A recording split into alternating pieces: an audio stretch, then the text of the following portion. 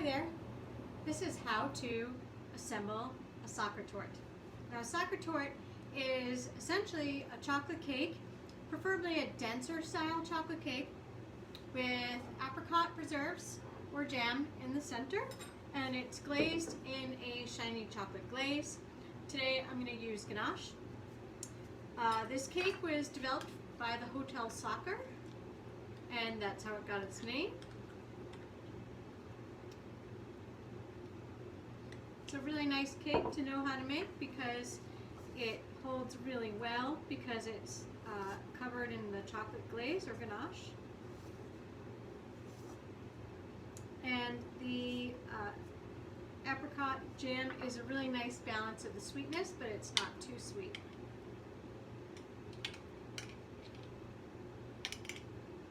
Traditionally, Sacher Torte is just a 2-layer cake. So that's what I'm going to make today. The recipe for the cake that this is my 1-bowl chocolate cake recipe. It can be knocked up pretty quickly. So I'm spooning the jam and then spreading it on this cake as level as I can. You don't want to put too much. If you get too greedy with the jam or preserves in between the 2 layers, what's going to happen is it's going to squish out the sides. And especially when you slice it, the cake will slide, and you don't want that to happen. So it's better off to just stick with a thinner layer of cake.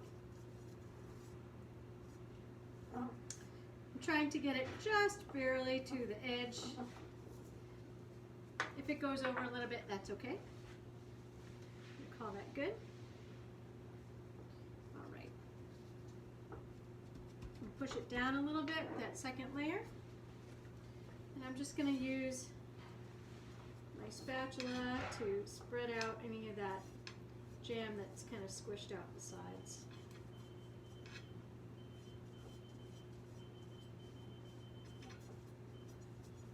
Okay,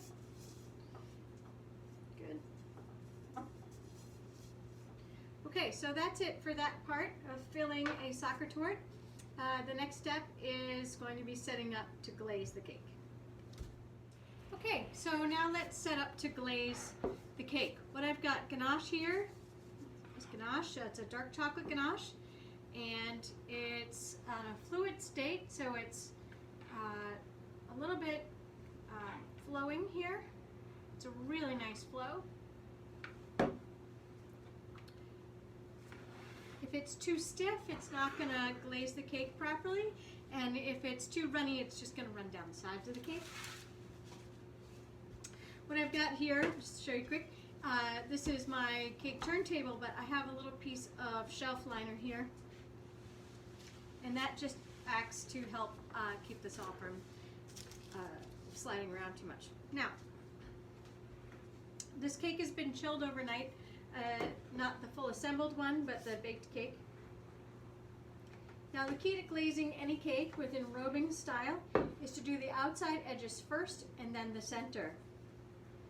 If you do the center first, it could drip down the sides and then set up by the time you've gotten to pour around the sides. You want to always try to work close to the edge as possible.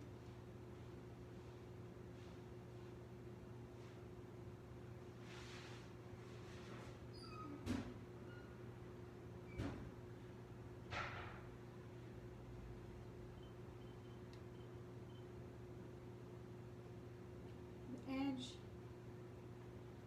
and then the middle.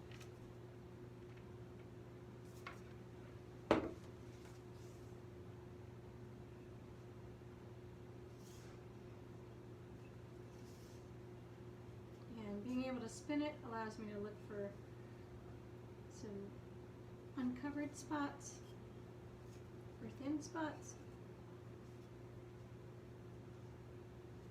And that looks pretty good to me. And that is an enrobed Sacher Torte. So this is an enrobed Sacher Torte. So what I'm going to do with this now is I'm going to pop it in the fridge and let it chill before I move it. Okay, so now the final step is to release the Sacher Torte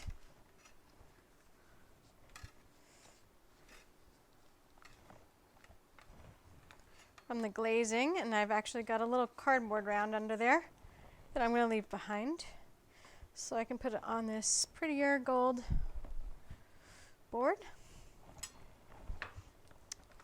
Wonderful. Make some space here, and then I have some thicker ganache in my piping bag here.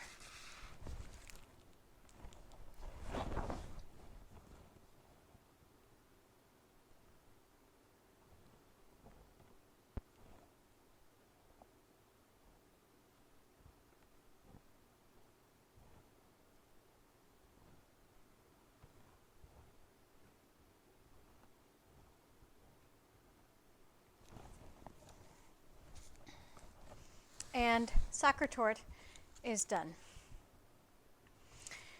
Now another fun thing to do is to take slices of the cake and to glaze them individually and write Sacher on them so you can sell them as individually. It looks really pretty in a bakery display case.